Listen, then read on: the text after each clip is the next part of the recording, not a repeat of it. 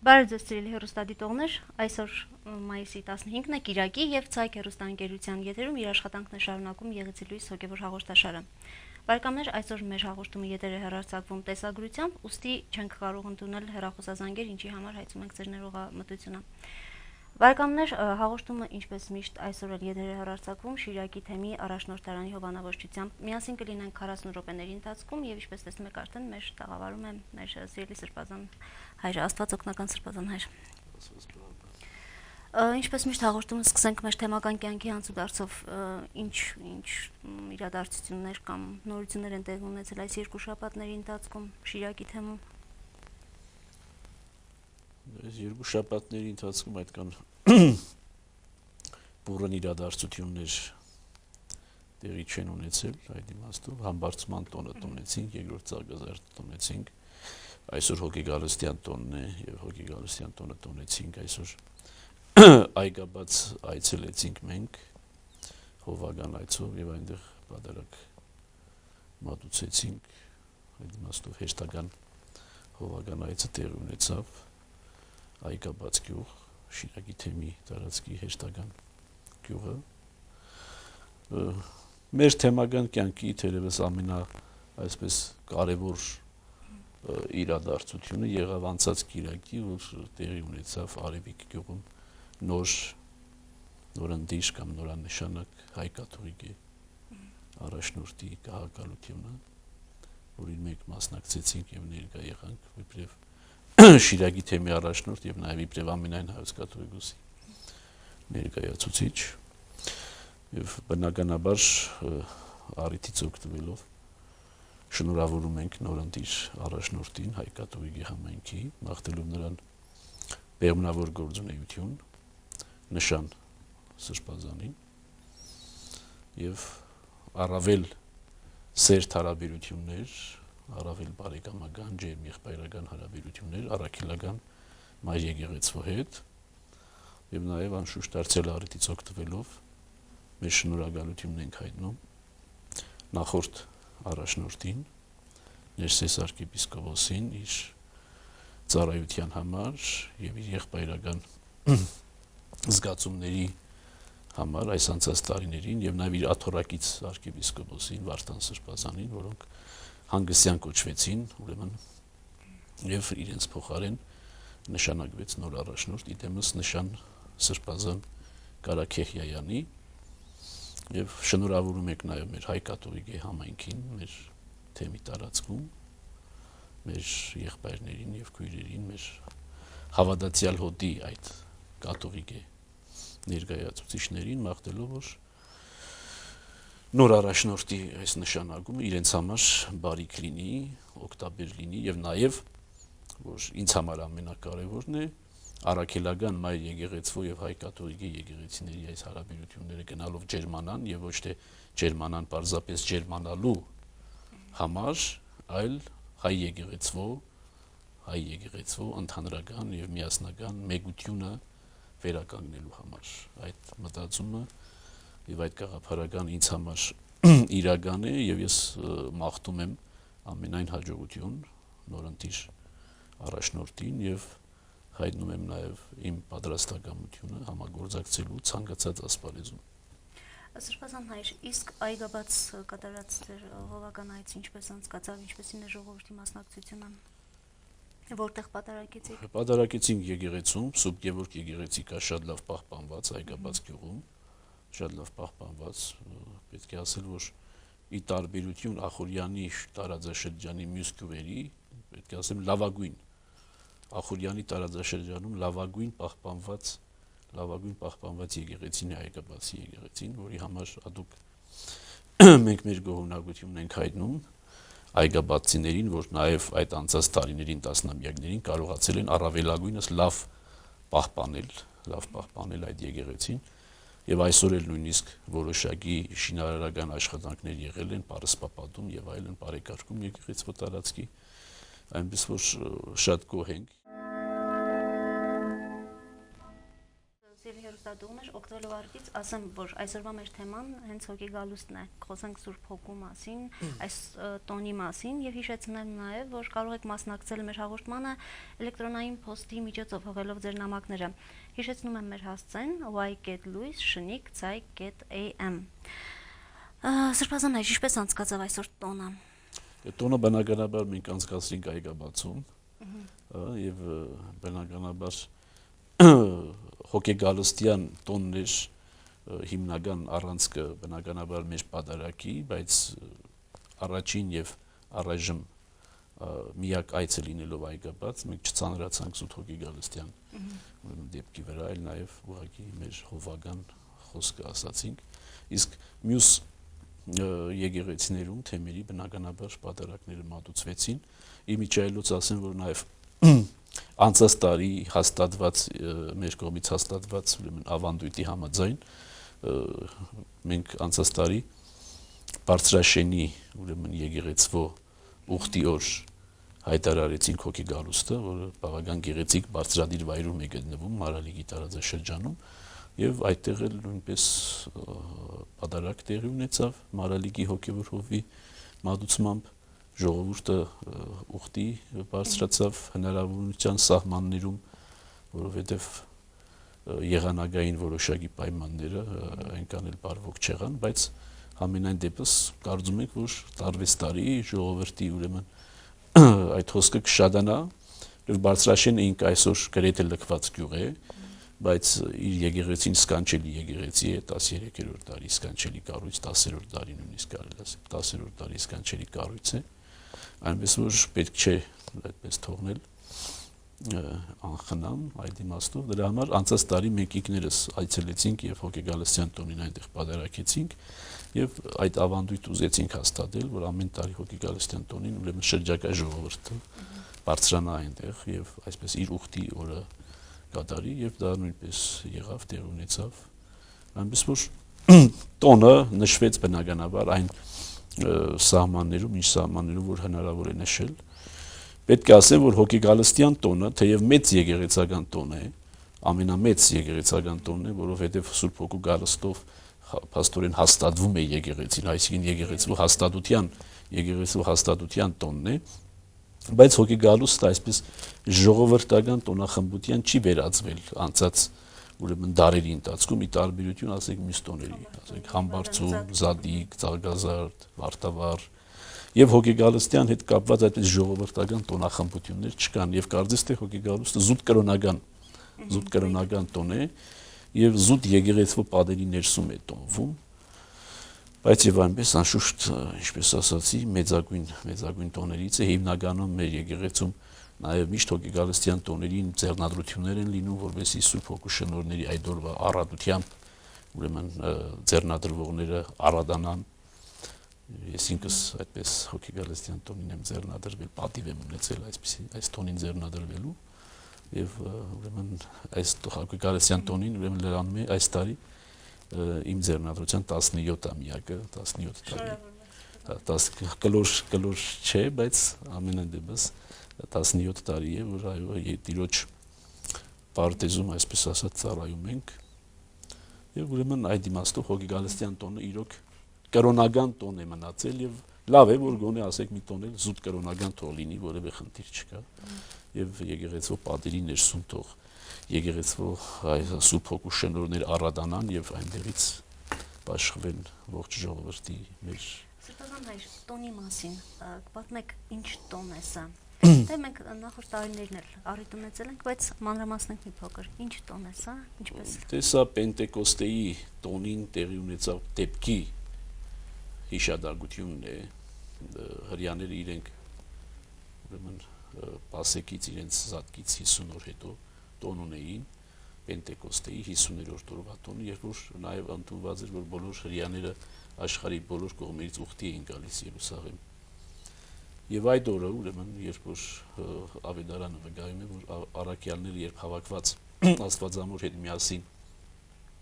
աղոթում էին եւ այդ տոնն էին նշում, Սուրբ Հոգին իջավ իրենց վրա կրակի լեզուների կերպարանքով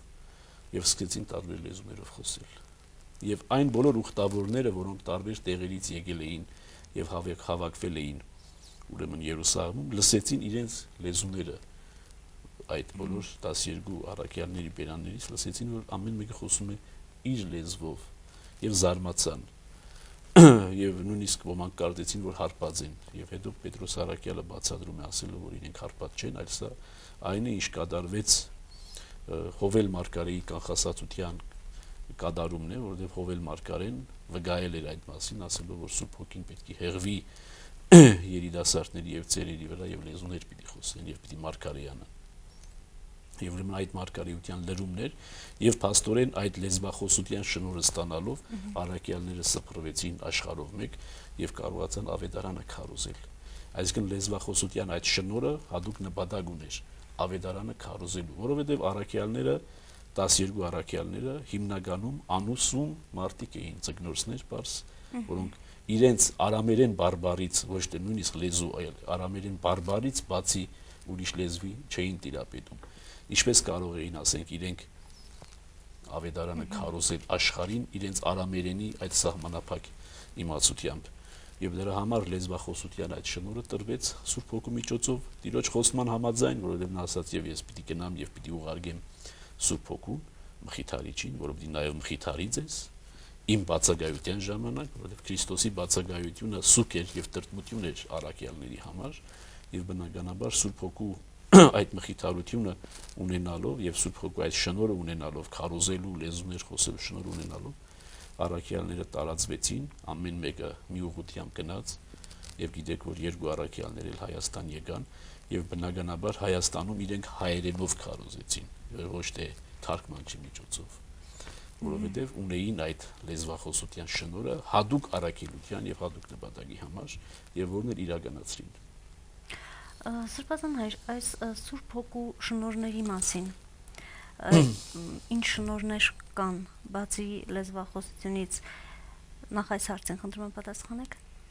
Սուրբ Հոգու շնորհները անսահմանափակ են, որևէ մեկը չի կարող սահման դնել Սուրբ Հոգու շնորհներին, բայց ավետարանում, ասենք, մի քանի շնորհներ հիշվում են, նամանավանդ այն շնորհները, որոնք երբեմն գայտագության պատճառ են դառնում։ Հենց ասենք լեզվախոսության շնորհը, որ այսօր հիմնական գայտագության քարե շատերի համար, որոնք հիմնականում կարծում են, թե լեզվախոսության շնորհը Սուրբ Հոգով մգրտության գրավականն է եւ երաշխիքն է, ով որ լեզու չի խոսում, Սուրբ Հոգու մգրտությունը չի ստացել, որը բացարձակ բռնում է եւ ավետարանում ինքը շղթվում է Պողոս առաքյալի միջոցով, որ ասում է՝ միթե բոլորը լեզուներ են խոսում, միթե բոլորը լեզուներ են թարգմանում, միթե բոլորը մարգարեանում են, միթե բոլորը վարդապետներ են, միթե բոլորը առաքյալներ են, ոչ, այլ շնորհը տալիս է Սուրբ Հոգին ըստ իր հայեցողության, ըստ աստվածային կամքի եւ ոչ թե մեր ցանկության։ Մենք չենք կարող մեր ցանկությամբ Սուրբ Հոգուն պարտադրել, որովհետեւ ինքը մեզ լեզվախոսության շնորհ տա։ Եվ Սուրբ Հոգին տալիս է շնորհ այնպես, ինչպես ցանկանում է, փչում է այնտեղ, որտեղ կամենում է եւ տալիս է այն, ինչ կամենում է։ Դրա համար էլ բազմաթիվ շնորհներ կան եւ այդ լեզվախոսությունը շնորհներից մեկն է միայն եւ ոչ թե բարձրագույնը։ Եվ նույնիսկ առաքյալը ուրիշ տեղ ասում է այդ մասին, ասելով, որ եթե լեզուներ եք խոսում, պետք է ինչ-որ մեկն էլ լինի, որ թարգմանի, այլապես հեթանոս մեկը կարող է մտնել ձեզ մոտ եւ ասի, որ դուք խելագարներ եք եւ փոխանակ դարձի գալու եւ ասենք հոգեվոր կյանք մտնելու ընդհանրապես պիտի գայթակղվի եւ պիտի հեռանա։ Դրա համար այսօրվա գայթակղության քարերից մեկն է արդեն մոտ 100 տարի, այո, քրիստոնյա աշխարհի մի հատվածի այսպես գայթակղության քարն է դարձել այս լեզվախոսության շնորհը եւ այդ հոգեգալստական շարժումը կա այսօր, խարիզմատիկ շարժումը, որոնք այդ միամիտ մտածումը ունեն, թե անպայմանորեն պետք է լեզվախոսության շնորհ լինի հոգեգալստյան դեպքի հետ կապված, հոգեգալստյան ուրեմն եթե դեպքը չկա այդպես որպես մարդու կյանքում, երբ որ լեզուներ է խոսում, ուրեմն Սուրբ Հոգու մգրտությունը չի ստացել։ Սա բացարձակապես սխալ պատկերացում է եւ ավետարանով իսկ հերկված է Պողոս առաքյալ ինքը հերքում է այդ։ Հետեւաբար այդ մասին միայն կարելի է այն իմաստով անդրադառնալ, որ պարզապես մարդիկ երևի շեղվել են ավետարանի ինչ-որ մի հատվածի վրա միայն իրենց մտածումը սևեռելով եւ կորցրել են ավետարան ամբողջության մեջ ընկալելու կարողությունը։ Ներեցեք Սրբազան, իսկ ինչպես տարբերել, նախ ինչից է, որ նրանք բոլորը խոսում են այս հոգեգալստական շարժման մեջ գտնվողները բոլորը խոսում են։ Եվ ինչպես տարբերել այդ փոցեղեն լեզուները, ինչ որ ավետարանում նշվում է, այժմյան իրենց այս լեզվախոսությունից։ Հիմա ես ասեմ, իրենք ոչ մի լեզու էլ չեն խոսում։ Ինչպես ասացի ես, Սուրբ Հոգին հոգեգալստյան դեպքի ժամանակ առաքյալներին տվեց լեզուներ, եւ նրանք խոսում էին հասկանալի լեզուներով, եւ այդ մասին վկայում է ավետարան, ասելով, որ մարդիկ, որ տարբեր տեղերից էին եկել, Կապադովկիայից, Հյուսիսից, Հարավից, նույնիսկ կարծիք կա, որ այնտեղ մի Հրեաստան բարի փոխարեն պետք է լիներ Հայաստան, այսինքն Հայաստանից էլ հրեաներ կային այնտեղ, որոնք հայերեն գիտեին եւ լսեցին հայերենը Թադիոս առաքյալի բերանից։ Այսինքն առաքյալները անհասկանալի լեզուներով չէին բարբառում։ Առաքյալները խոսում էին օրվա հասկանալի, ըմբռնելի խոսակցական լեզուներով։ Այսօրվա հոգեգալստական շարժման ցանկացած անդամ ոչ մի հասկանալի լեզվով խոսելու ունակ չէ եւ չի կարող խոսել։ Նրանց լեզվախոսությունը ինչ որ հնչյուններ են։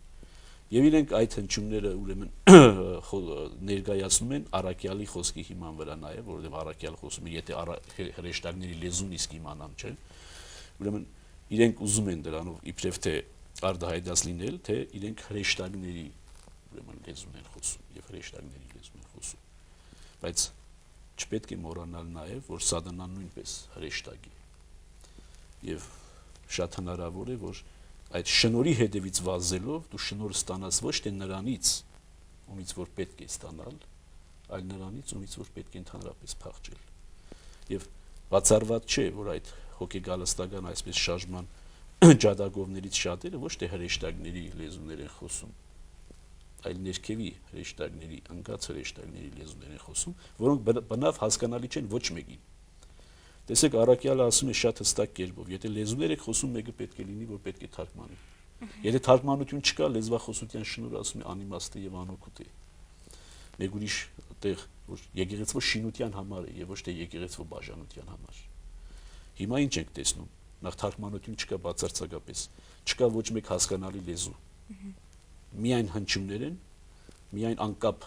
նախադասություններ, անկապ հնչյուններ են, որոնք ոչ մի իմաստ չեն պարունակում եւ չկա թարգմանություն։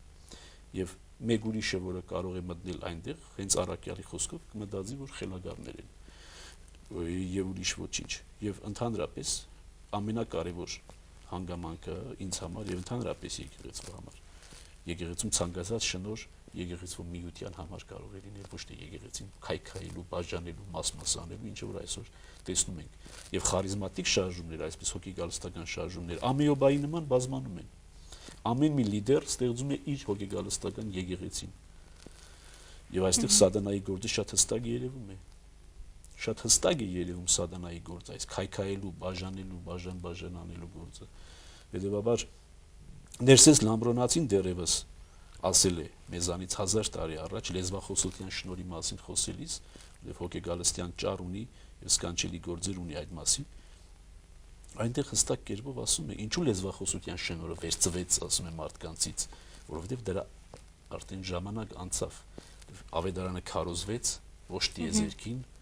ոչ տիեզերքի խոսող լեզուներով այսօր ավետարանը կա թարգմանված եւ տպագրված, եւ հետեւաբար իր օրոք արդեն իսկ Ներսես Լամբրոնացու օրոք այսպես լեզվախոսության շնորհը դարձել էր անիմաստ, որովհետև քրիստոնյա ժողովուրդները բոլորն էլ իրենց լեզուներով արդեն քարոզված էին, իրենց լեզուներով ունեին իրենց ավետարանը, Աստվածաշունչը, հետևաբար լեզվախոսության այդ շնորհը բնականաբար Աստված չի տալիս պարզապես տալու համար, այլ տալիս է եկեղեցու շինության համար, եւ եթե եկեղեցու շինության համար դա անհրաժեշտ չէ, բնականաբար Սուրբ Հոգին չի կարող տալ։ Եվ ընդհանրապես շնորհի հետևից վազելը քրիստոնեության մեջ ընդունելի չէ եւ ավետարանով էլ ընդունելի չէ, որովհետեւ շնորհը կարող է հբարդացնել, իսկ հբարդությունը ամենանախածին մեղքն է։ Ամենից շնորհներով օժտված այդ առաջին արուսյակն էր Սատանան, որը այնքան այդ իր շնորհներով օժտված լինելով հբարդացավ, որ ուզեց Աստծուց բարձր լինել եւ ի վերջո ընկավ եւ դարձավ Սատանա, դարձավ հակառակորդ։ Այնպես որ շնորհը փրկության նախապայման չէ եւ սխալվում են մեր այն քույրերն ու եղբայրները, որոնք չգիտեմ ումից ստացած շնորհը ներկայացնում են իբրև փրկության նախապայման։ Մարդ կարող է ոչ մի շնորհ չունենալ, պարզ անգելագետ մարդ լինել, ուղղակի ու լինել բարեպաշտ, ավետարանի կյանքով ապրել, ավետարանի ուսուցումով ապրել եւ փրկվել եւ փրկության արժանանալ այն Աղքատ Ղազարոսի նման, այնպես որ շնորհներով օժտված լինելը փրկության նախապայման չէ, իսկ այս պարագային ուղղակի ես խիստ ոչ թե ես, այլ ընդհանրապես Քրիստոսի եկեղեցին, առաքելական եկեղեցին խիստ կասկածի տակ է դնում այդ հոգեգալստականների կողմից այսպես կոչված ստացված շնորհը, որը բացարձակապես չի համապատասխանում այն լեզվախոսության շնորհին, ինչի մասին որ մենք հանդիպում ենք ավետարան։ Սրբազան հայր, իսկ մյուս շնորհների մասին այնտեղ թվարկված շնորհների մեջ կա նաև մեկին հավատ, չէ՞, բարձ հավատ։ Հավատն էլ այո շնորհ է, այո։ Հիմա եթե մարդ խնդրում է հավատ, չէ՞, հավատն էլ հանդիսանում է շնորհ։ Այս դեպքում ստացվում է մարդ նորից շնորհի ետևից է վազում։ Չէ, ոչ թե խնդրել հավատքի մեջ զորանալ, հավատքի մեջ ամրանալ, հավատքի մեջ կայուն լինել, սա ուրիշ բան է, այլ հավատ խնդրել իբրև շնորհ ուրիշներին զարմացնելու համար իր հավատքի մեծությամբ եւ զորությամբ, սա ուրիշ բան է։ Ուրեմն շնորհի հետևից վազելը պետք է լինի միշտ թերի է, ինչու համար, որովհետեւ միշտ հետապնդում է ուրիշ նպատակ։ Այսինքն շրջակայքի նկատմամբ մի քայլ ավելի բարձր լինելու, մի պատվանդան ավելի բարձր լինելու նպատակ է հետապնդում շնորհի հետևից վազելը։ Այլապես այո պետք է հավատքել խնդրենք, այո պետք է հույսել խնդրենք, այո սերել պիտի խնդրենք, իմաստություն էլ պիտի խնդրենք, բայց ինչ որ խնդրում ենք պետք է լինի ըստ իր կամքի եւ ոչ թե ըստ մեր կամքի եւ ոչ թե իբարս մեր, այլ իբարս Աստուծո։ Եթե այդ շնորհները մեզ տրվում են եւ մենք այդ շնորհները օգտագործում ենք իբարս Աստուծո, այդ շնորհները բազմանում են։ Եթե այդ շնորհները մենք ստանում ենք եւ փակում ենք ինքներս մեջ հբարդանալով, այդ շնորհները մեզանից վերցվում են։ Ավետարանի հստակ կերպով այդ ավետարանական առագը կա, չէ՞, մեկին երբ որ տրվում է շատ եւ ինքը առադացնում է այդ շնորհները, գովում է որպես բարի ծառայ հավատարիմ, իսկ նա ով թաքցնում է այդ շնորհը, պահում է, ծրարում է եւ չի բազմացնում եւ չի բաժանում ուրիշների հետ, նրանից վերցվում է։ Եվ շատ դեպքեր գիտենք մեր կյանքում, երբ որ մարդիկ ասենք օժտված են եղել շնորհներով, բայց զանազան գայթակղությունների պատճառով, զանազան հավակնությունների պատճառով, զանազան մեղքերի պատճառով վերջո տեսել ենք, որ այդ շնորհները իրոք վերցվել են եւ տեսել ենք ինչպիսի իմաստուն մարդիկ հանգարց անմիտ են դարձել, կամ ընդհակառակը անմիտ մարդիկ, տգետ մարդիկ հավատքի սերմը ունենալով, հավատքի կայծը ստանալով, հավատքի շնորհը ստանալով եւ դա բազմապատկելով իմաստություն են ձեռք բերել։ Այնպես որ շնորհներ, հանուն շնորհների Աստծուց պետք չէ խնդրել, ամեն ինչ պետք է լինի ըստ իր կամքի։ Հենց հայրմերի մեջ տեսեք, մենք շնորհ երբեք տերունական աղոթքի մեջ շնորհի հայցում չկա։ Մեր հանապազորյա հացը տուր, մեր մեղքերը ներիր, ինչպես մենք ենք ներում մեր մեղքերին, եւ չարից փրկիր, այդտեղ շնորհ տուր ինձ այս շնորհը կամ այն շնորհը, այդպիսի հավակնություն տերունական աղոթքի մեջ չկա։ Սրբազան հայր, երբ է մարդը Սուրբ Հոգով, երբ է Սուրբ Հոգին իջնում, այսպես հարցնեմ, մարդու վրա, միայն մկրտության ժամանակ եւ իջնելով այսպես մնում է, թե կարող է նաեւ հեռանալ, նաեւ շնորհի մասին մկրտության ժամանակ, դրոշմի ժամանակ, անշուշտ այդ քահանայական իշխանությամբ, առաքելական հաջորդականությամբ փոխանցվում է Սուրբ Հոգու շնորհը։ Եվ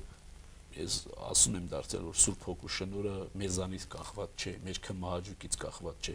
եւ ձեռնադրող հոգեվորականի քմահաճույքից էլ կախված չէ, ծորակ չէ, որ իր ձեռքում է։ Մարդը Սուրբ Հոգով Սուրբ Հոգի ունենա, հա, կարելի է այսպես արտահայտել, բայց շնորհ չունենա։ Այսինքն Սուրբ Հոգին իջել է մարդու վրա, բայց ինքը շնորհ չունի։ Որևէ շնորհ չունեցող մարդ գոյություն չունի։ Որևէ մարդ չկա, որ որևէ շնորհ չունենա եւ Սուրբ Հոգին որևէ շնորհ տված չլինի։ Ուրիշ հարց, որ այդ շնորհների երբեմն դասակարգման մեջ մեր հասկացած շնորհները չկան,